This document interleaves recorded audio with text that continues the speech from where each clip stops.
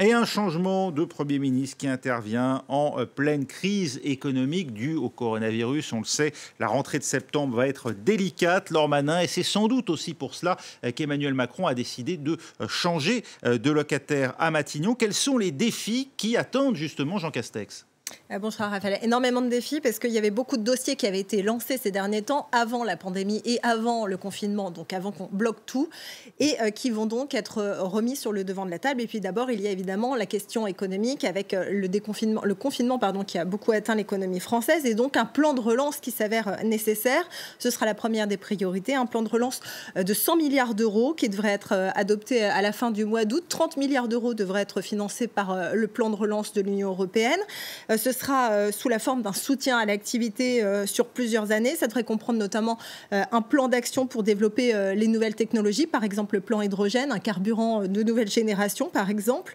Mais ce sera aussi utilisé pour les filières de recyclage et de biotechnologie. Il y aura aussi un plan de rénovation thermique sous la forme d'une prime, un peu comme pour les voitures. Les premiers arrivés touchent la prime, les autres ne l'ont pas. Notamment, ce sera pour les bâtiments comme les EHPAD, les universités, ce genre de choses.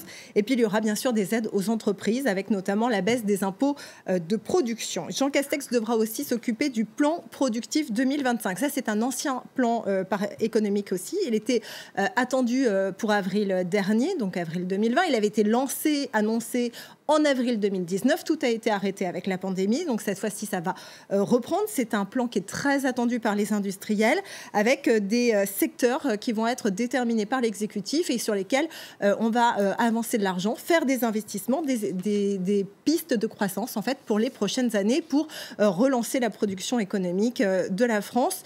Le nouveau Premier ministre devra aussi s'assurer du suivi de toutes les aides qui ont été distribuées ces derniers temps. Les aides à l'aéronautique, 12 milliards d'euros, à l'automobile, 8 milliards, à la French Tech, 1,5 milliard. Et puis il y aura aussi le ferroviaire et la logistique qui demandent des aides et qui appellent le gouvernement à l'aide. Il faudra également s'occuper de ça. L'autre gros dossier qui a été bloqué, c'est celle de l'assurance chômage. Les nouvelles mesures d'indemnisation devaient entrer en vigueur il y a quelques semaines.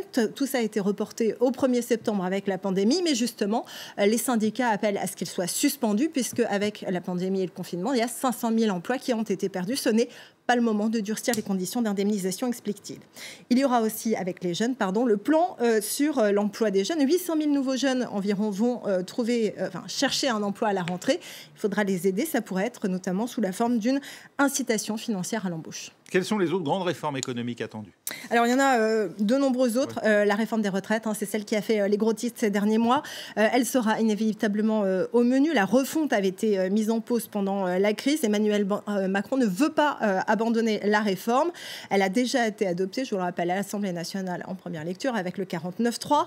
Les discussions vont donc reprendre avec les partenaires sociaux au cours de l'été. Il faudra encore que ce soit débattu ensuite au Sénat. Et puis, il y a forcément cette crise sanitaire qui a remis à l'ordre du jour une éventuelle grande réforme de la santé au travail qu'Emmanuel Macron appelle de ses voeux. Plusieurs députés de La République En Marche travaillent d'ailleurs à une proposition de loi qui pourrait arriver au Parlement à la fin de l'année ou au début de l'année prochaine.